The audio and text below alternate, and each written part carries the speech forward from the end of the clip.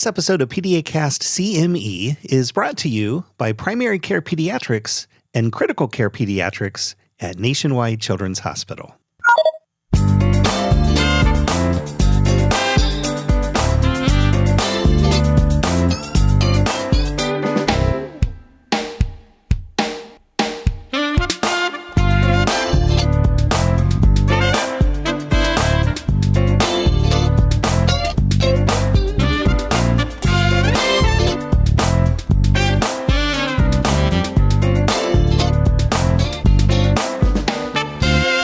Hello, everyone, and welcome once again to PediaCast CME.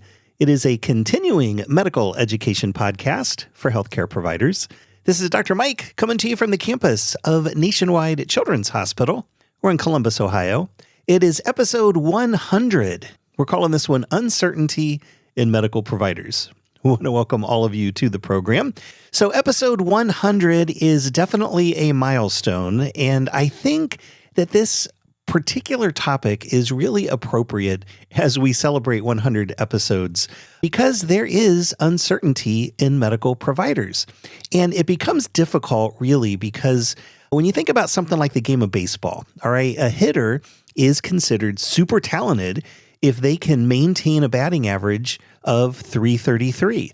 Now, that means they hit the ball and make it to first base once in every 3 times at bat. But it also means they miss getting a hit and making it to base 2/3 of the time. And again, that is considered really good. TV weathermen may achieve similar success rates, although maybe improving because of modern technology. But that's always been kind of a running joke that, they don't have to be right all the time, and that's fine for their jobs. But with medical providers, we are expected to hit the ball out of the ballpark and correctly forecast the weather 100% of the time. And it would seem that there is no room for uncertainty in the practice of medicine. However, that is not really true. Uncertainty in medicine exists. And rather than pretending it doesn't exist, recognizing the uncertainty, leaning into it, and looking for answers to questions that have us stumped, these situations provide us opportunity to learn and grow and improve patient outcomes.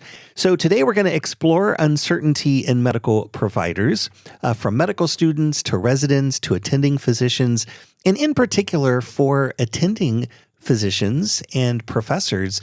It's really important that we are transparent when we have uncertainty because our learners are looking up to us and they're watching how we deal with uncertainty in our practice.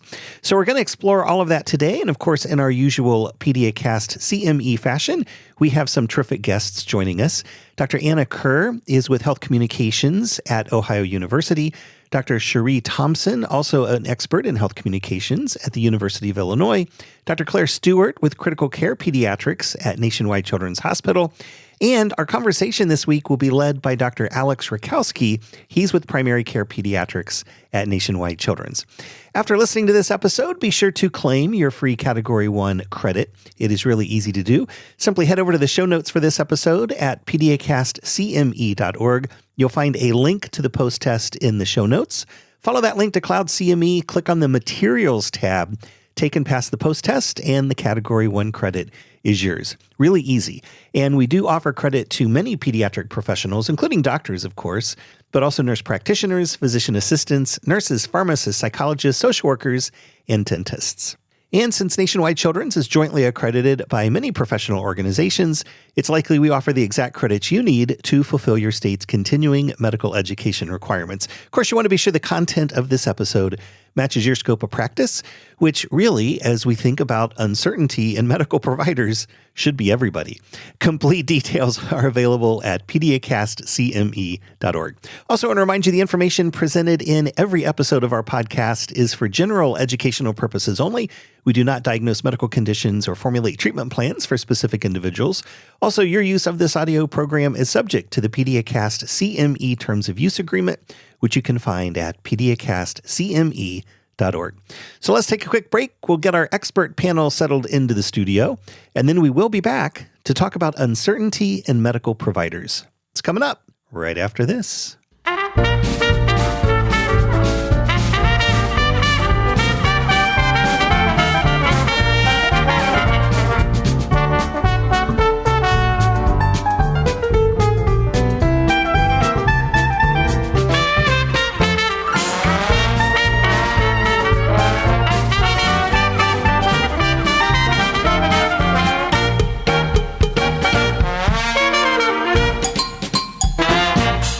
Dr. Anna Kerr is a health communications expert and an assistant professor at the Heritage College of Osteopathic Medicine at Ohio University. Dr. Charee Thompson is also an expert in health communications and an associate professor at the University of Illinois Urbana-Champaign. Dr. Claire Stewart is a critical care physician at Nationwide Children's Hospital and an associate professor of pediatrics at The Ohio State University College of Medicine. They each have a passion for recognizing and managing uncertainty in medical providers, including the benefits in provider education and patient outcomes that accompany uncertainty. Lots more to explore with that, but first let's give a warm PediaCast welcome to our guests. Thank you so much for joining us today. Dr. Alex Rakowsky will be leading the conversation this week. You will recall that Alex is a primary care pediatrician at Nationwide Children's Hospital. He's also a member of our recurring Pediatrics in Plain Language panel, so if his voice sounds familiar to you, now you know why.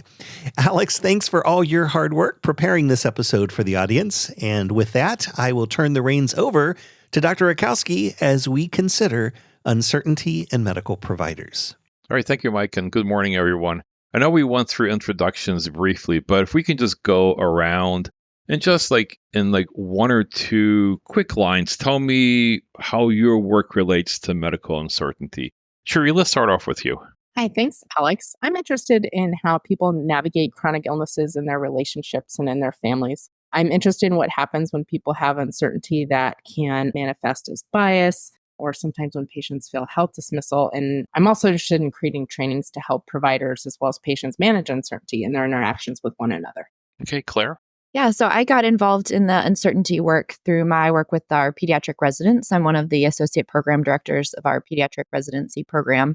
And I think uncertainty is very pertinent to our medical trainees and how we can educate our medical trainees about uncertainty and communication with families. And then finally, Anna, and I'm also going to give you the task of defining what medical uncertainty is once you're done saying why you kind of got into the field to begin with. Thank you. So broadly, my research focuses on patients navigating rare disease care.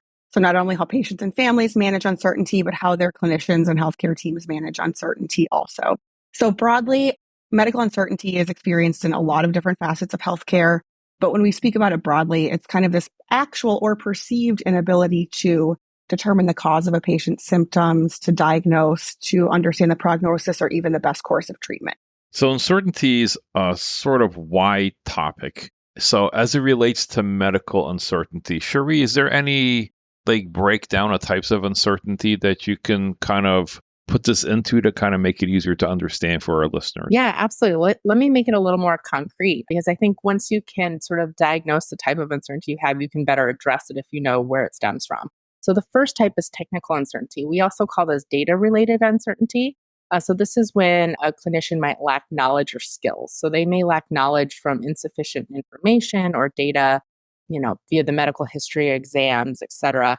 Physicians may also lack skills or confidence in their skills. They may know how to do something, but not have the confidence to do so. So that's technical uncertainty. The second type is personal uncertainty. We also call this relationship-related uncertainty. So this is when a physician might not know what a patient or family's wishes, values, or expectations are.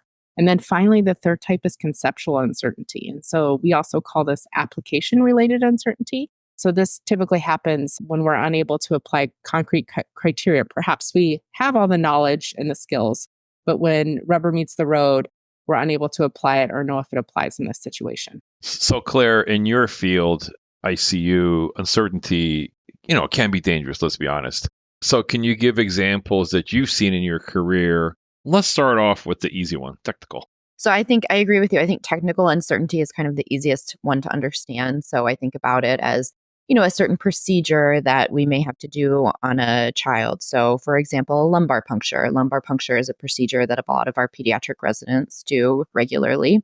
But when they first start as interns, they may be uncertain that they have the skills that are needed to do that procedure. The next type of uncertainty that Charee mentioned was personal uncertainty. And that's when you are not sure about what a family desires, what their wishes are. So the way I relate this one, especially in my own world in the pediatric intensive care unit, is for patients that maybe at the end of their life, what treatments a family is interested in still pursuing. What do they feel like will add quality of life to their child and also to their, to their own lives? And then the last one that, that we deal with quite a bit is that diagnostic uncertainty. So, and this is the one I think that when we talk about uncertainty is the one that people think about the most, in that a certain patient is not fitting into a certain illness script, or a patient does not seem, they may have a constellation of symptoms that a provider has not seen before, or they've asked lots of consultants to help and the consultants aren't sure what's going on. So this is the one that I think can be the most difficult for our trainees to deal with.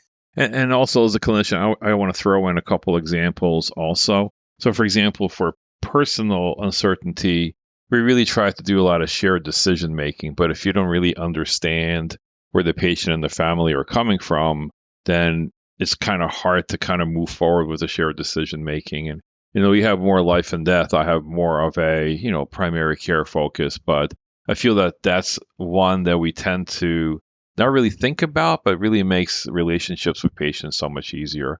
And I agree with the conceptual. I think a lot of trainees struggle with the lack of experience to take like an AAP guideline and then throw it into an individual patient, or massage it into taking care of an individual patient. Because none of our patients hit the script, let's be honest. Nobody follows a textbook. And that's why it's fun to be a doc, because you keep on learning things, 35 years out. So, all right, Claire, since I have you on, let's start with how can uncertainty harm a patient? So we're going to talk about the harm of uncertainties. It sounds common.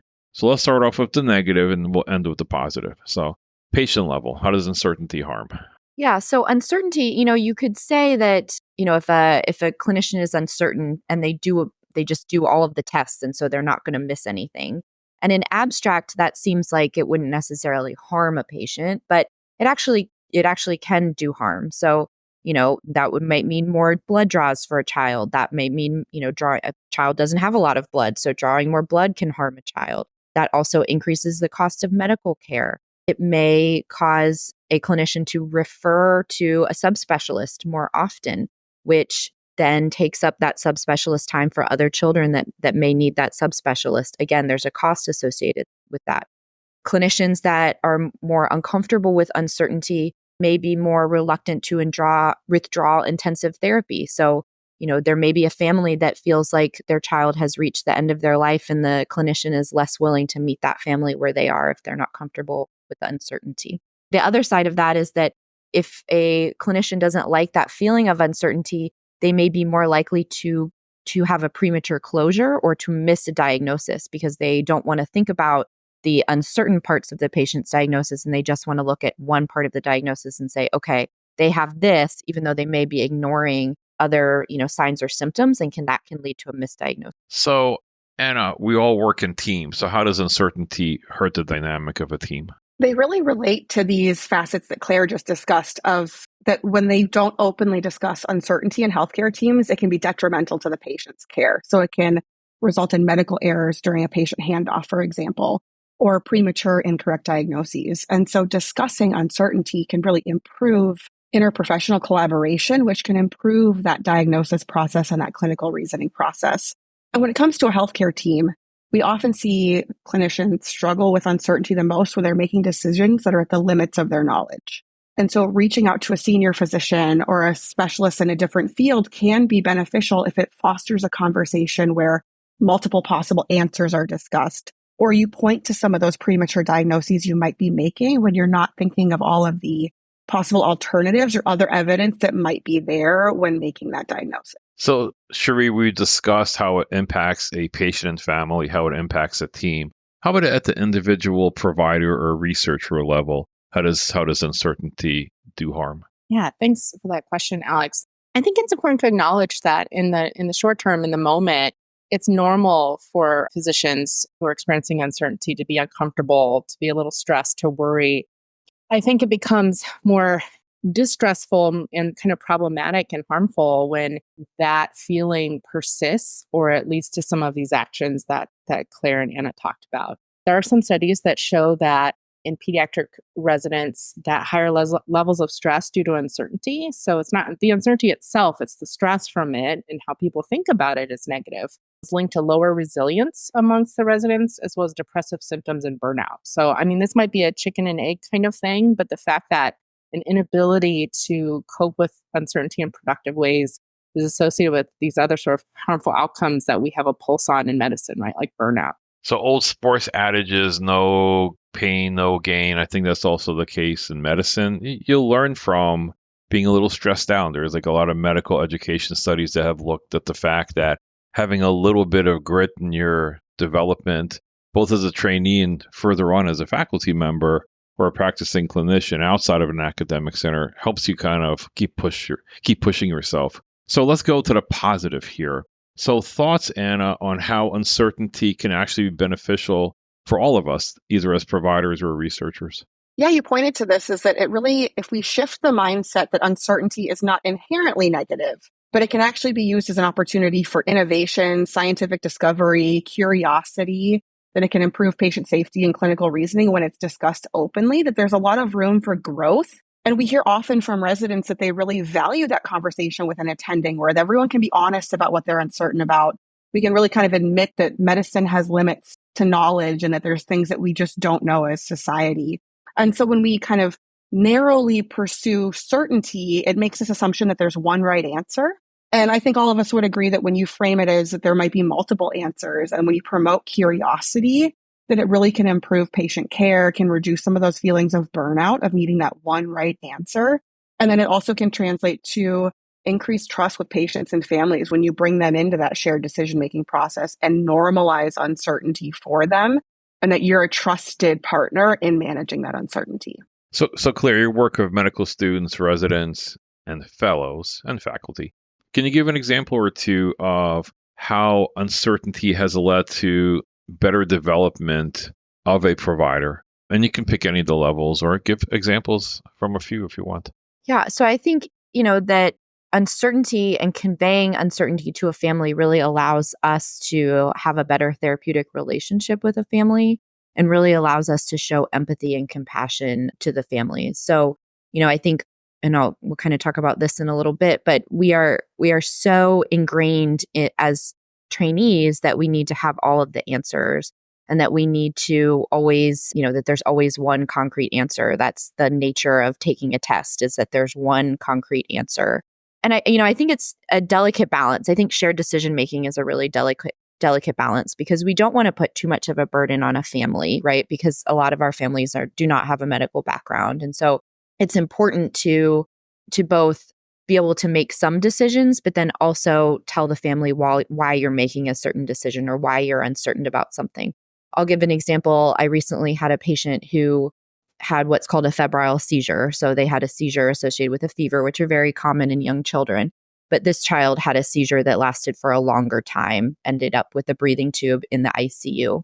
Now, there's a few ways that we could go to work up why that happened. And one of them would include like a lumbar puncture and more diagnostic testing. And another one would include kind of watchful waiting and seeing how the patient did when she woke up from her seizure and her seizure medicines. So I had this conversation with a trainee and with a family about, what are these two kind of paths that we could take, because we were uncertain what exactly the diagnosis was. And the family, I think, really appreciated that honesty. And we all kind of came to a decision of what diagnostic path or what treatment path we would take. And I remember afterwards, a trainee really saying to me, that was really helpful to be able, we can always do more. We can always do more tests. But what is the right thing to do for the child and the family, I think, is the most important thing. And I think it's really important for our trainees to see us having those conversations. I'm going to give an example also from primary care, because I agree shared decision-making is a balance, but sometimes having a little bit of uncertainty kind of pushes you to do things better. So we have a large number, like many cities, of Afghani refugees. And a lot of the babies who are born here are given for cultural and religious reasons, like a black liner around their eyes. And we were noticing at the Olentangy Clinic that we had around 10 kids with elevated lead levels at their routine 1-year visit. So this is a year after birth. And then we started doing lead levels in some younger kids because we were starting to wonder why we're seeing this, not a blip, but like a trend towards high lead levels. And honestly, I remember one of the residents who's now actually an attending asking what's going on here. And I was uncertain. There's your classic reasons for having a high lead level. And we told the parents, are you using a mug from Afghanistan, or are you using anything decorative, etc.? And it took some digging around and getting toxicology involved to start looking at body paints. And a lot of the body paints from Afghanistan use lead to make them a little easier to put on an infant's eye, just because it's a moving target. So you want something that you can quickly kind of paste on. But it was the reaching out to toxicology that actually was stumped also, because they haven't seen many Afghani refugees until recently. So we figured out it was the eyeliner. And then it was a discussion with the parents. It took us a while to find out why this is going on, but this is what's going on. And we kind of brought it to a halt because a local store started selling, it's called Kohl, on the KOHL, but not the Target kind of like store, but like it's the name of the actual paint. Some of the local stores started selling lead-free Kohl. But it took about a year of being really uncertain of trying to figure this out. And it pushed all of us. I mean, I'll be honest, it really unnerved me not to know why this was going on. And it unnerved the families not to know why it's going on. But it was like this mutual hunt. We all played Sherlock Holmes, and we ended up finding a cause. Toxicology has a lot to do with that. But again, I'm an older guy, and the uncertainty of just like, I need to find out what's going on. I have no idea. And lead's not good in one's brain. So just another example. Okay. So we talked about uncertainty, the harms it can cause, that it can definitely lead to growth. So we all do education. So can you develop a curriculum to kind of work on this? Or is uncertainty so personal that it's really hard to generalize it to a curriculum? So Charee, let me start with you. Yeah, absolutely. And I think that's exactly what our team, the folks around this call, have been working on for the last couple of years, how to pair communication expertise with clinical expertise to develop a curriculum to help physicians in training. One, identify their uncertainty. Because I said earlier, if you can sort of diagnose it, you can better address it. If you have technical uncertainty, then training and education might be needed, right? You need more data. Or if it's personal uncertainty, can we teach you skills on how to learn patients' wishes, engage in shared decision-making? And then for conceptual uncertainty, perhaps you need to practice more with colleagues if you're having difficulties applying sort of your knowledge. So our first goal with a curriculum is, what is the uncertainty and how do you manage it? And then two, I think, communication is a science. And so we have tools that we can teach that are evidence-based in how you can better communicate, because research tells us over and over that withholding uncertainty or suppressing it is harmful. And so the question is not whether you communicate it with patients, families, and attendings, at least from a resident's perspective, but how you communicate it. And we know, just as a quick tip, that you can express uncertainty, but then you need to say, what are we doing about it, right? You just can't say, I don't know. That's not reassuring at all. So, and then our target audience, over the course of the years, it's evolved. And we realize, and it makes good sense, that physicians at all levels of their careers are our target audience. As you mentioned, even physicians who are really experienced encounter complicated cases, rare diseases, and even just keeping up on latest medical data and research is a lot, right? And then obviously physicians in training are an obvious target. And Anna and I are even working with medical students now. So Anna, I remember the first time you wrote to Claire and I was an APD at that time also, about, hi, I'm an uncertainty researcher, and would you like to join my study with the residents? And so you've been doing this for some time. So 10 years down the road, what has Dr. Kerr kind of done with her research, and where has it progressed? So like I mentioned earlier, so much of this is rooted in the work that I do with families navigating rare disease. And so much of what you and Claire were saying is I hear often that the families are getting passed physician to physician. They're getting numerous incorrect diagnoses that were because someone didn't just say, I don't know, but let's do some research. Let me talk to people. Let me think about this. Or it was people saying, I don't know, and so I don't want to be the person caring for you. And so I'm not willing to take this case on. And so much of what I've done is shifted into, what are the examples of the people that are doing it right?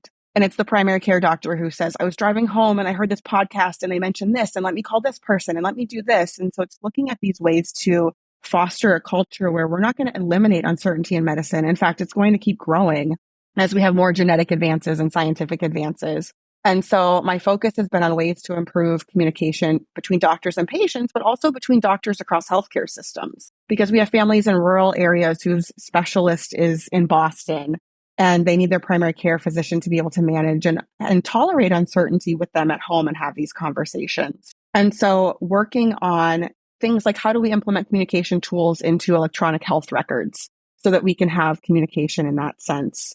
And how do we foster improved interdisciplinary collaboration in this sense? And so it's really moved to how do we have people that are willing to say, I don't know, and that's not a threat to your competence as a physician, but it's a way for you to partner with a patient and a family and work with them as they navigate these sometimes lifelong journeys with rare diseases. So Claire, from the perspective of a clinical educator, some, let's say, more concrete examples in the next couple of years of how you like to get either lectures or some kind of curriculum into. Let's start off with your fellows, since you probably have a lot more input in like moving the ship of the fellowship lectures for the PICU.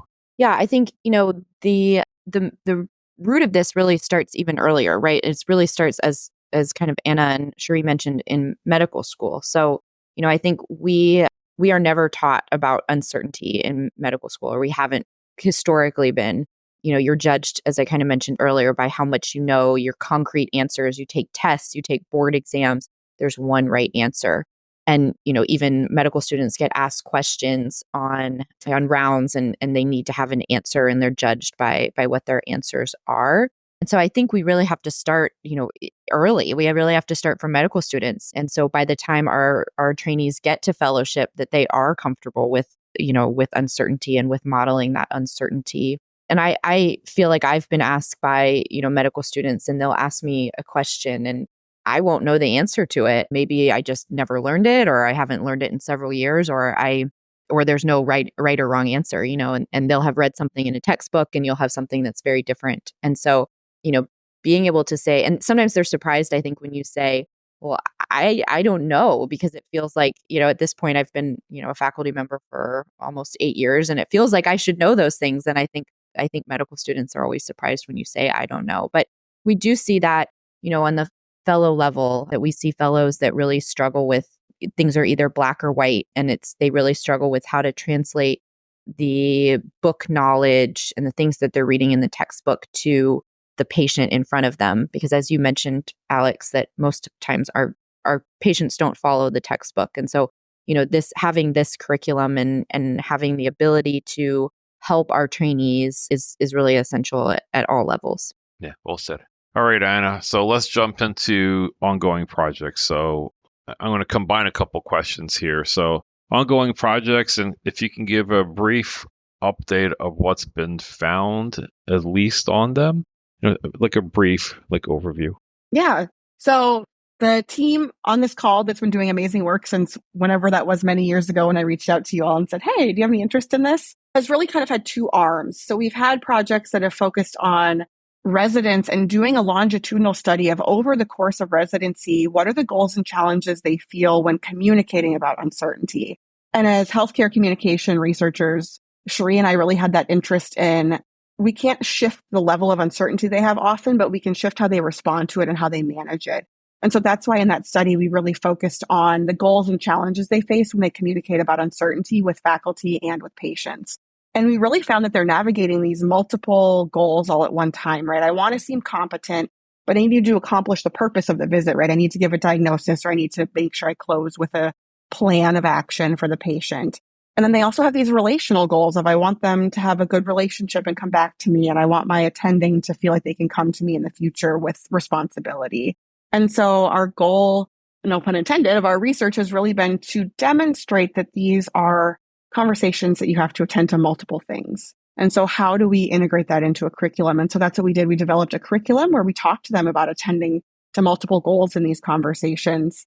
And we're analyzing pilot data from that right now, but it was an overwhelmingly positive response. I think it was, it normalizes that these are challenging conversations, but they should happen. To Claire's point, it was I just love it when my attending will just admit that they have uncertainty and everyone's just open and honest about it. And we're not giving this illusion that there's boundaries around this case. And then we also received funding from the American Association of Colleges of Osteopathic Medicine to survey faculty about their perceptions about communication with residents. Because it's not a one-sided thing, right? It's the mentoring relationship. And it's something that needs to be modeled by attendings as well. And so in that study, we've really looked at how the conversation should happen and what attendings prefer and what the difficulty that they face themselves in having those conversations and admitting their own uncertainty.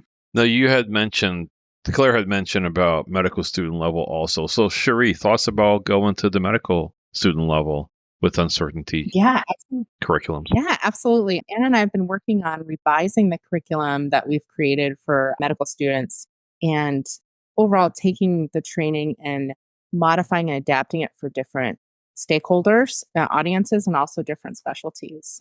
And I think our goal overall is to ensure that across their career, they have physicians and physicians training cap support, right? Like you said, physicians who have been out for a long time still experience uncertainty. Maybe they want to improve. They probably do. They can.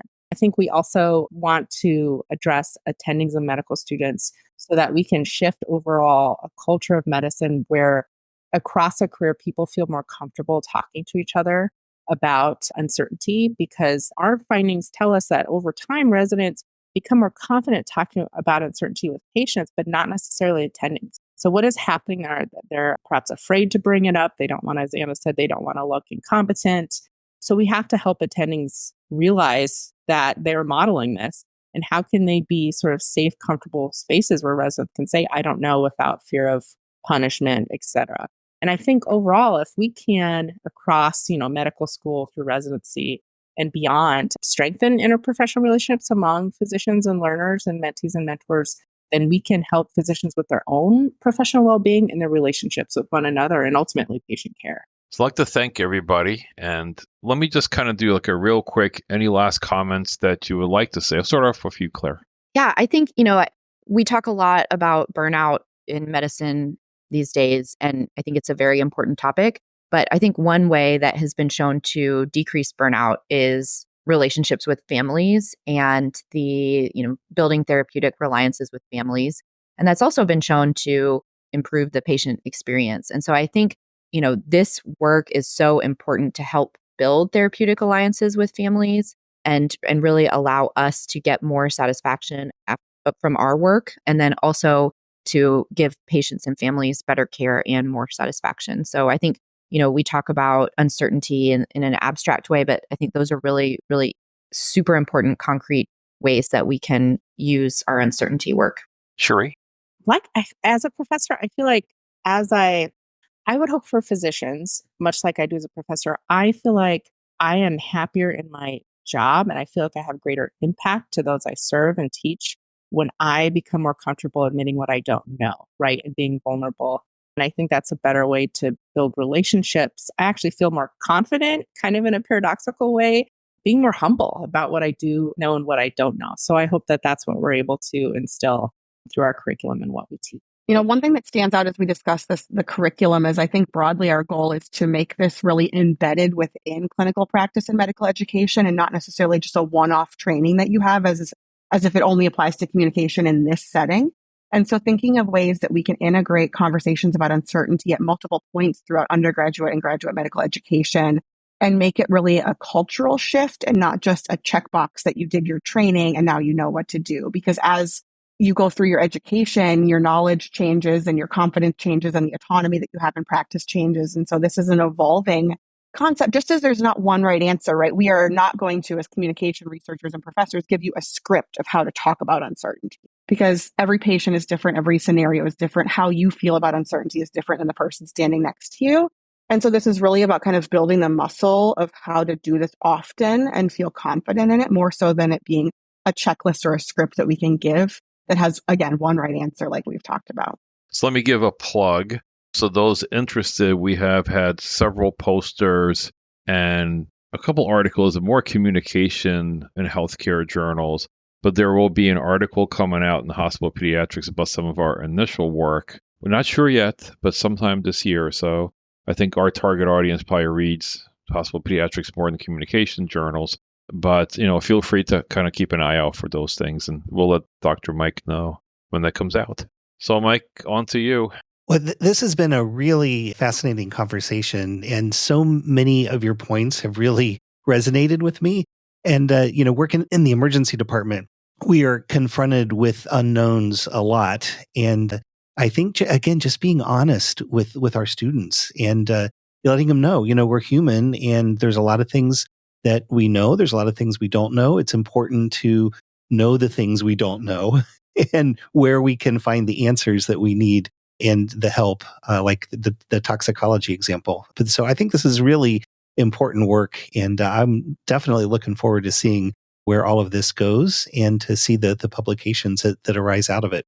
We are going to have some links in the show notes over at PediaCastCME.org, and we will put, as more becomes available, we will add to that. But right now, we do have an article from the New England Journal of Medicine, Tolerating Uncertainty, the Next Medical Revolution. Another one from Medical Teacher, 12 Tips for Thriving in the Face of Clinical Uncertainty. And another one from JAMA, Journal of the American Medical Association, Understanding and Communicating Uncertainty in Achieving Diagnostic Excellence. So we will put all of those links in the show notes over at PediaCastCME.org. So if you want to take a little bit of a deeper dive, please do so. So once again, Dr. Anna Kerr with Health Communications at Ohio University, Dr. Charee Thompson from the University of Illinois, Dr. Claire Stewart with Critical Care Pediatrics and the Ohio State University College of Medicine. And of course, Alex, thank you so much for all your work getting this group together and coming up with the learning objectives and the interview questions and the post-test and all those things. So kudos to you. We really appreciate your efforts. No, thank you to the colleagues. I have loved working on this topic. It's one that I wasn't certain about doing an uncertainty study, I'll be honest with you, but it has opened some eyes, and I've been very blessed to kind of work with you all. So thank you. Thank you for having us. Yeah, thank you.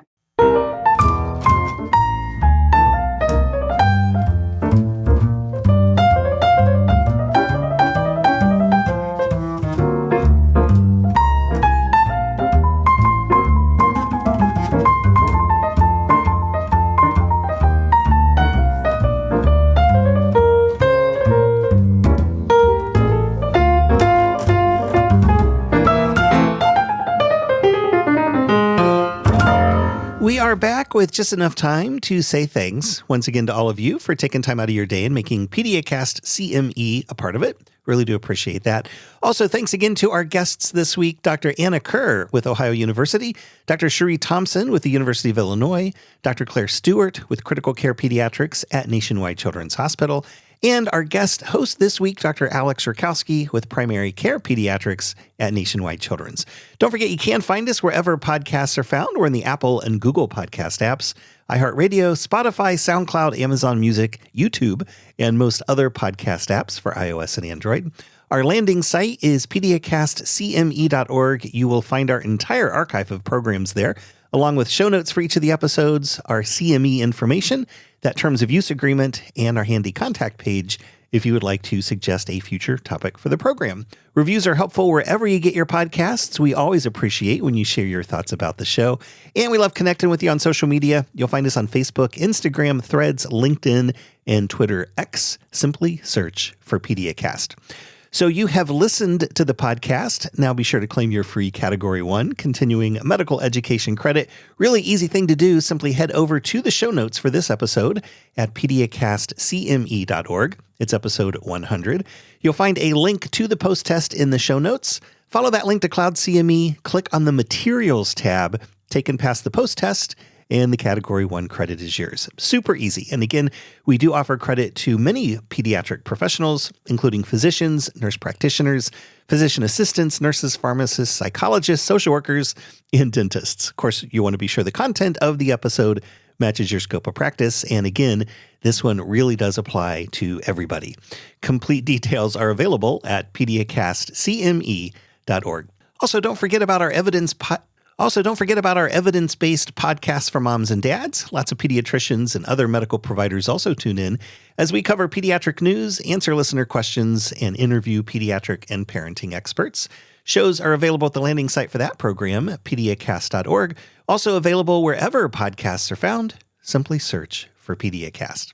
Thanks again for stopping by, and until next time, this is Dr. Mike saying stay informed, keep it evidence-based, and take care of those kids. So long, everybody.